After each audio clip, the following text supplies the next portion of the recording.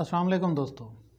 आज हम पेश खिदमत हैं अपने इस सीरीज़ के नए सेशन के साथ, जिसका उन्वान है प्रोजेक्ट साइकिल मैनेजमेंट। जैसा कि हम पिछली इस सीरीज़ के दौरान बात करते आ रहे हैं कि हमने प्रॉब्लम एनालिसिस पे बात की, हमने सिचुएशन एनालिसिस पे बात की, ऑब्जेक्टिव एनालिसिस और डिसीजन एनालिसिस पे बात की और अल्टरनेट एनालिसिस पे बात की। अब जब हमें इस चीज़ का अंदाज़ा हो गया है कि किसी भी सर्टेन एरिया का कॉन्टेक्स्ट क्या है, वहाँ पे प्रॉब्लम्स क्या हैं, वहाँ पे उन प्रॉब्लम्स का मुमकिन सलूशन क्या है, तो अब हम नेक्स्ट स्टेप की तरफ जाते हैं, जो है प्रोजेक्ट डेवलपमेंट और प्रोजेक्ट साइकिल मैनेजमेंट। जब भी हम प्रोजेक्ट साइकिल मैनेजमेंट की बात करते हैं तो प्रोजेक्ट साइकिल मैनेजमेंट में डिफरेंट एस्पेक्ट्स होते हैं या डिफरेंट उसके स्टेप्स होते हैं, जिसमें पहला स्टेप होता है प्रोजेक्ट आइडेंटिफिकेशन, सेकंड नंबर पे आता है project design and feasibility, then design and feasibility के बाद आता है project appraisal and approval, then project implementation, project evaluation and closure last पे आता है। तो आज के इस सेशन के दौरान हम स्टेप बाय स्टेप बात करेंगे इन सारे स्टेप्स के ऊपर जो भी प्रोजेक्ट साइकिल मैनेजमेंट के दौरान फॉलो किए जाते हैं। अब हम सबसे पहले बात करते हैं प्रोजेक्ट आइडेंटिफिकेशन की, कि प्रोजेक्ट आइडेंटिफिकेशन कैसे की जाती है या प्रोजेक्ट किस तरह आइडेंटिफाई होता है। आमतौर के ऊपर, जैसे हमने पिछले सेशंस के ऊपर बात की कि हम कंटेक्स्ट को स्टडी करते हैं, हम प्रॉब्लम को आइडेंटिफाई करते हैं, हम उसके मुमकिन सलूशन को देखते हैं और उसके मुमकिन अल्टरनेटिव्स को देखते हैं कि किसी भी प्रॉब्लम के अगेंस्ट क्या एरियाज़ ऑफ इंटरवेंशंस हैं जो हो सकते हैं। तो जब भी हम आइडेंटिफिकेशन की बात करेंगे, आइडेंटिफिकेशन के लिए हमारे पास एक सेट क्राइटेरिया होना चाहिए कि अगर हम वाटर सैनिटेशन और हाइजीन के हवाले से प्रोजेक्ट आइडेंटिफाई करना चाह रहे हैं या प्रोजेक्ट डेवलप करना चाह रहे हैं तो हमारा उसके अगेंस्ट क्राइटेरिया होना चाहिए। अगर हम फूड एंड न्यूट्रिशन सिक्योरिटी के हवाले से या फूड प्रोडक्शन के हवाले से कोई प्रोजेक्ट स्टार्ट करना चाह रहे हैं तो उसके रेलिवेंट क्राइटेरिया होना चाहिए। और जब भी हम आइडेंटिफिकेशन की बात करते हैं, आइडेंटिफिकेशन के अंदर 2-4 ऐसे की एस्पेक्ट्स होते हैं जिनका ख्याल रखना ज़रूरी होता है। अगर हम सबसे पहले उसकी बात करें कि कोई भी जब हम प्रोजेक्ट आइडेंटिफाई करते हैं तो वो उस रेलिवेंट लोकेशन के ऊपर जो प्रोविंशियल गवर्नमेंट है, लोकल गवर्नमेंट है या नेशनल लेवल के ऊपर जो गवर्नमेंट है उसकी प्रायोरिटीज़ के मुताबिक होना चाहिए। हमें कोई ऐसा प्रोजेक्ट इंट्रोड्यूस नहीं करवाना चाहिए जो गवर्नमेंट की प्रायोरिटीज़ के अगेंस्ट हो। अगर हम ऐसे प्रोजेक्ट की इंट्रोड्यूस करवाएंगे जो प्रायोरिटीज़ के मुताबिक नहीं होगा, डेवलपमेंट नीड्स के मुताबिक नहीं होगा, या जिस एरिया के अंदर हम प्रोजेक्ट करने जा रहे हैं अगर उस एरिया की प्रॉब्लम्स को एड्रेस नहीं करेगा तो वो हमारा एक सक्सेसफुल प्रोजेक्ट नहीं होगा और हम उसे अच्छे तरीके से इम्प्लीमेंट करने में कामयाब नहीं हो सकेंगे। तो इस वजह से आम तौर के ऊपर जब प्रोजेक्ट आइडेंटिफिकेशन की जाती है, इसमें 3 से 4 चीज़ें हैं जो मद्देनज़र रखी जाती हैं। जो पहले नंबर पे है वो गवर्नमेंट प्रायोरिटीज़ को देखा जाता है, उसके बाद डेवलपमेंट नीड्स को देखा जाता है। अगर उस एरिया का डेवलपमेंट प्लान बना हुआ है, वो गवर्नमेंट की तरफ से है या किसी और स्टेक होल्डर की तरफ से वो बना हुआ है या मल्टी स्टेक होल्डर प्लान है, तो हम उस प्लान को देखते हैं कि उस प्लान के अंदर कौन सी प्रायोरिटीज़ मौजूद हैं और कौन सी एरियाज़ ऑफ इंटरवेंशंस हैं जहाँ पे हम इंटरवीन कर सकते हैं। और उसके बाद हम ये देखते हैं कि जो एरिया है, जिस एरिया के लिए हम वो प्रोजेक्ट प्रपोज़ कर रहे हैं या जिस एरिया के लिए प्रोजेक्ट आइडेंटिफाई कर रहे हैं, वो प्रोजेक्ट उस एरिया की नीड्स के मुताबिक हो। और तीसरी एक और चीज़ भी आमतौर पे देखने में आती है कि जो एमरजेंसी प्रोजेक्ट्स होते हैं, कि जैसे कुछ डिज़ास्टर की सिचुएशन होती है, पेंडेमिक की सिचुएशन है या अनफॉर्सीन सिनेरियो है, वर्स्ट केस सिनेरियो जिसको कहा जाता है, अगर वो है तो उस वक्त फिर इमीडिएट नीड्स के हवाले से प्रोजेक्ट जो है ना वो डेवलप किया जाता है। तो जब अब प्रोजेक्ट आइडेंटिफाई हो जाता है, प्रोजेक्ट आइडेंटिफिकेशन के बाद हमारा दूसरा स्टेप है डिज़ाइन एंड फिजिबिलिटी।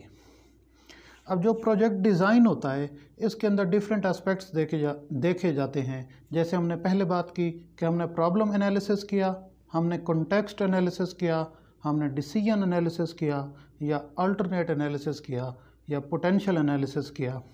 तो उन सारे एनालिसिस की बेस के ऊपर प्रोजेक्ट जो है ना वो डिज़ाइन किया जाता है।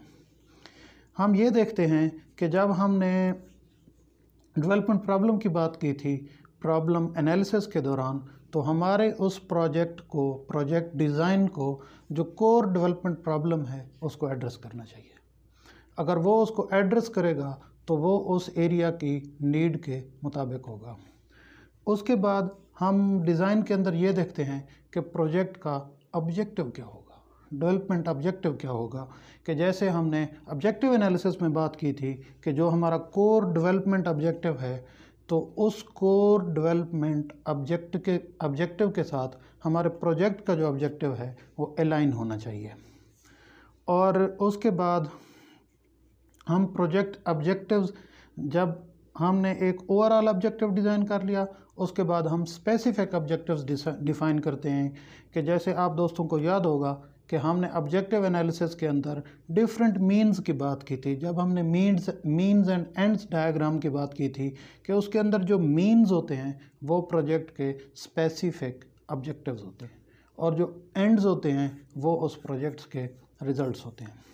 और इसके साथ साथ हम रिक्वायरमेंट्स को भी एवेलुएट करते हैं डिज़ाइन के अंदर कि टारगेट पॉपुलेशन की तरफ से रिक्वायरमेंट्स क्या हैं, उस एरिया की तरफ से रिक्वायरमेंट्स क्या हैं, और गवर्नमेंट की जो प्रायोरिटीज़ हैं वो क्या हैं। उसके बाद सबसे पहले हम एक इनिशियल प्रोजेक्ट डिज़ाइन बनाते हैं, जिसको आमतौर के ऊपर लॉजिकल फ्रेमवर्क अप्रोच कहा जाता है या लॉजिकल फ्रेमवर्क मैट्रिक्स कहा जाता है। जब हम लॉजिकल फ्रेमवर्क मैट्रिक्स बनाते हैं तो उस वक्त हम वहाँ पे overall objective, specific objective, outputs और एक्टिविटीज़ की बात करते हैं कि इस प्रोजेक्ट के अंदर क्या इसका ओवरऑल ऑब्जेक्टिव होगा, क्या इसके स्पेसिफिक ऑब्जेक्टिव्स होंगे, और क्या इसकी एक्टिविटीज़ होंगी जो उन आउटपुट्स, आउटकम्स और ऑब्जेक्टिव्स को मीट करने के लिए हेल्पफुल होंगी। तो उसके बाद हम ये देखते हैं कि प्रोजेक्ट की फिजिबिलिटी किस तरह होगी। डिज़ाइन हो गया, डिज़ाइन के साथ फिजिबिलिटी भी लाइन है। आमतौर पे ये होता है कि जो प्रोजेक्ट आइडेंटिफिकेशन या प्रोजेक्ट डिज़ाइन होता है वो प्रोजेक्ट प्रोपोनेंट करता है। प्रोपोनेंट वो इदारा, इंस्टीट्यूट या डिपार्टमेंट होता है जो उस प्रोजेक्ट को किसी पर्टिकुलर एरिया के अंदर करने जा रहा होता है। लेकिन जो फिजिबिलिटी स्टडी होती है वो प्रोपोनेंट खुद नहीं कर सकता, क्योंकि अगर प्रोपोनेंट फिजिबिलिटी स्टडी करेगा तो उस फिजिबिलिटी स्टडी की जो अथेंटिसिटी है वो चैलेंज हो जाती है। कि जो ऑर्गेनाइजेशन, जो इदारा, जो इंस्टीट्यूट ऑलरेडी प्रोजेक्ट आइडेंटिफाई कर रहा है और प्रोजेक्ट डिज़ाइन कर रहा है, वो प्रोजेक्ट की फिजिबिलिटी को असेस नहीं कर सकता।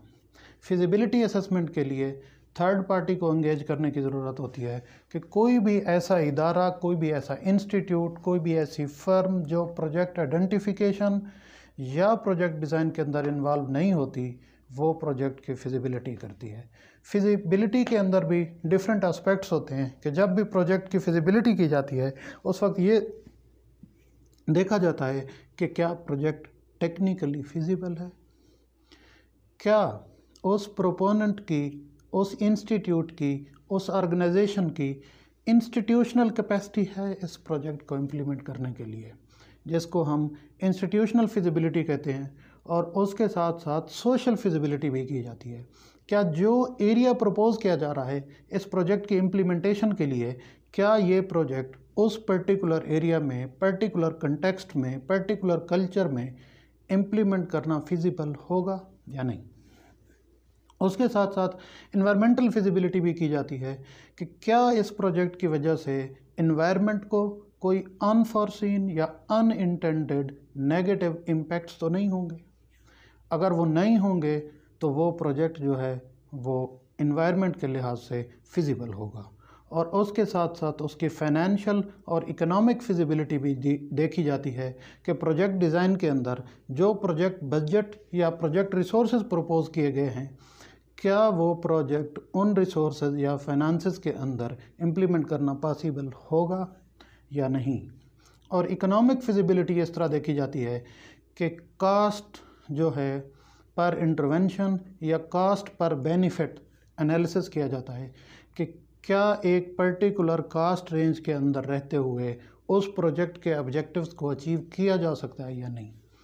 अगर कोई ऐसा प्रोजेक्ट प्रपोज कर दिया जाए कि जिसकी कॉस्ट इतनी ज़्यादा हो कि उसका जो बेनिफिशरी या एंड यूज़र के लिए बेनिफिट हो उसकी कॉस्ट से कहीं ज़्यादा कम हो, तो ऐसा प्रोजेक्ट इकोनॉमिकली फिजिबल नहीं होता।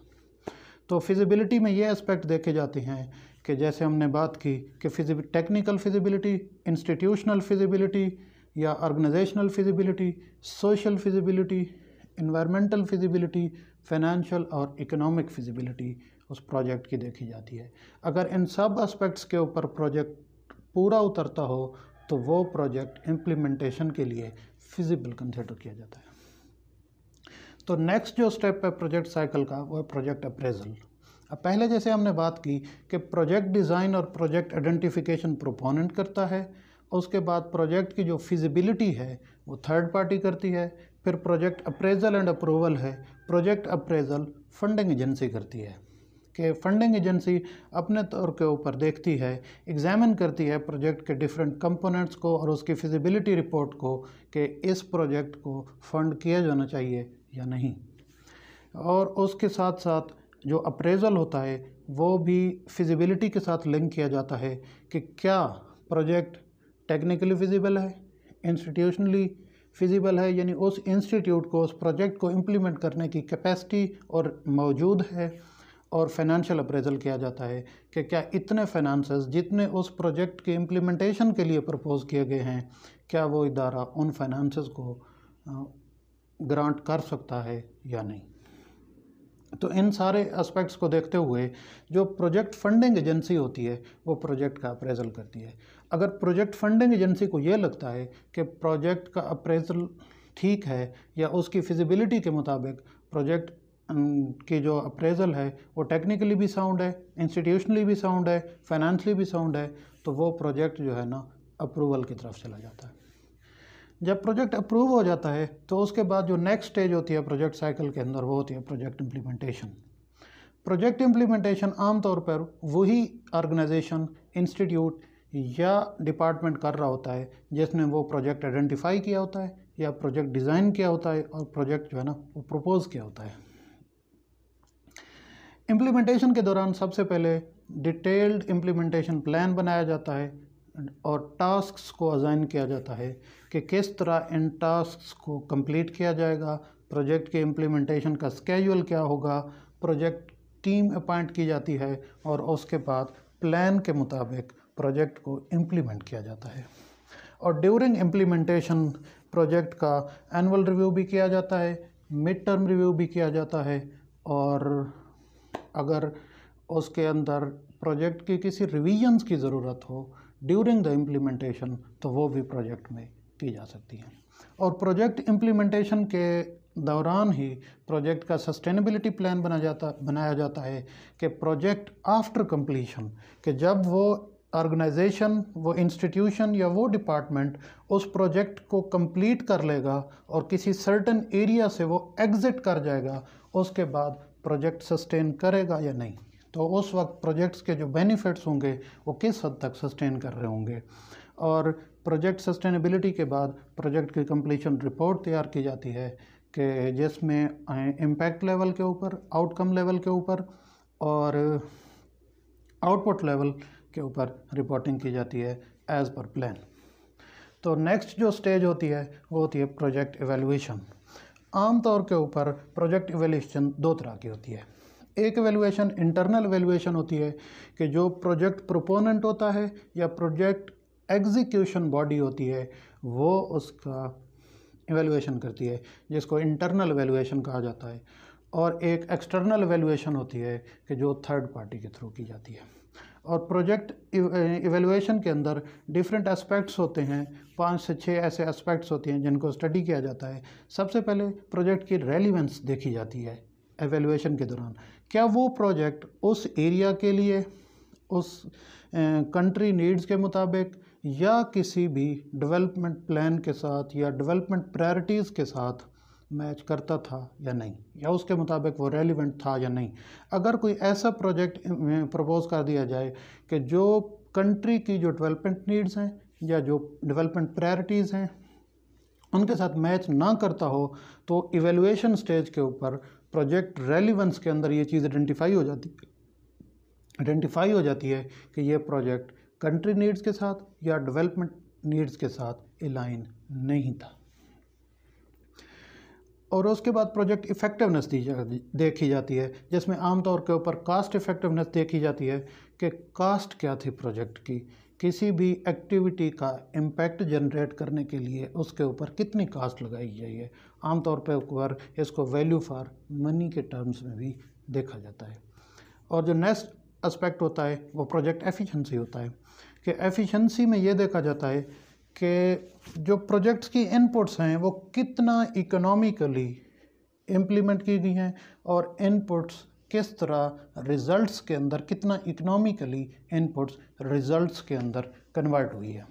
और उसके बाद प्रोजेक्ट सस्टेनेबिलिटी देखी जाती है। जैसा कि हम सस्टेनेबिलिटी पे बात की कि जो प्रोजेक्ट का सस्टेनेबिलिटी प्लान होता है कि आफ्टर एग्ज़िट, कि जब वो ऑर्गेनाइजेशन, वो प्रोपोनेंट उस प्रोजेक्ट को कंप्लीट कर लेगा तो उसके बाद उस प्रोजेक्ट का फेट क्या होगा उस एरिया के अंदर, उन प्रोजेक्ट के बेनिफिट्स की क्या फेट होगा, वो जो बेनिफिट्स होंगे प्रोजेक्ट के बेनिफिशरीज़ को, क्या वो बेनिफिट्स मिलना बंद हो जाएंगे प्रोजेक्ट कंप्लीशन के बाद, या जो एक्टिविटीज़ जो इम्प्लीमेंट की जा चुकी हैं क्या वो लॉन्गर पीरियड के लिए सस्टेन करेंगी। और उसके बाद प्रोजेक्ट का इम्पैक्ट देखा जाता है। इम्पैक्ट में ये देखा जाता है कि प्रोजेक्ट ने किस तरह एक इनेबलिंग इन्वायरमेंट को जनरेट करने के लिए कंट्रीब्यूट किया, और जो कंट्री की, नेशनल लेवल की या ग्लोबल प्रायोरिटीज़ थी, प्रोजेक्ट ने उसमें किस तरह कंट्रीब्यूट किया। तो उसके बाद जो लास्ट स्टेप होता है वो होता है प्रोजेक्ट क्लोजर। प्रोजेक्ट क्लोजर के साथ से पहले हम ये भी देख सकते हैं कि जो प्रोजेक्ट की इवैल्यूएशन होती है, जो प्रोजेक्ट की एक्सटर्नल इवैल्यूएशन होती है, उसकी जो रिपोर्ट है वो समटाइम्स एक नए प्रोजेक्ट की आइडेंटिफिकेशन में भी हेल्पफुल हो सकती है। अगर प्रोजेक्ट इवैल्यूएशन में ये चीज़ सामने आ जाए कि प्रोजेक्ट के यहाँ जिन एरियाज़ में सक्सेसेस थी और जिन एरियाज़ में प्रोजेक्ट की फेलियर्स थे, अगर अनफॉर्चुनेटली प्रोजेक्ट के सर्टेन एरियाज़ के अंदर फेलियर थे, तो उन फेलियर्स के ऊपर सबसे पहले उसकी रीज़न आइडेंटिफाई की जाती है कि ये फेलियर्स क्यों थे। लेट सपोज़ ये भी हो सकता है कि प्रोजेक्ट के इम्प्लीमेंटेशन के दौरान कोई फेलियर आए, और फेलियर इस वजह से भी आ सकता है कि प्रोजेक्ट का जो टेक्निकल डिज़ाइन था वो उसके साथ मैच नहीं कर रहा था। तो समटाइम्स ऐसी सिचुएशन भी होती है कि जो प्रोजेक्ट इवैल्यूएशन होती है, एक प्रोजेक्ट की इवैल्यूएशन नए प्रोजेक्ट की नीड असेसमेंट या नए प्रोजेक्ट की आइडेंटिफिकेशन भी हो सकती है। तो लास्ट के ऊपर जो होता है वो प्रोजेक्ट क्लोजर होता है। क्लोजर में ये होता है कि प्रोजेक्ट की जो प्रोग्राम की चीज़ें होती हैं, जो प्रोग्राम्स की रिपोर्ट्स होती हैं, फिनंशियल रिपोर्ट्स होती हैं, प्रोक्योरमेंट्स का रिकॉर्ड होता है, एक्सपेंसेस का रिकॉर्ड होता है, उस सब को क्लब करके एक फ़ाइनल रिपोर्ट प्रिपेयर करके प्रोजेक्ट का जो डाटा है वो आर्काइव्स के अंदर सेव कर दिया जाता है, और सर्टेन पीरियड ऑफ टाइम के लिए वो जो डाटा है वो सेव रहता है, ताकि एज़ पर नीड उस डाटा को और उस इंफॉर्मेशन को इस्तेमाल किया जा सके। शुक्रिया।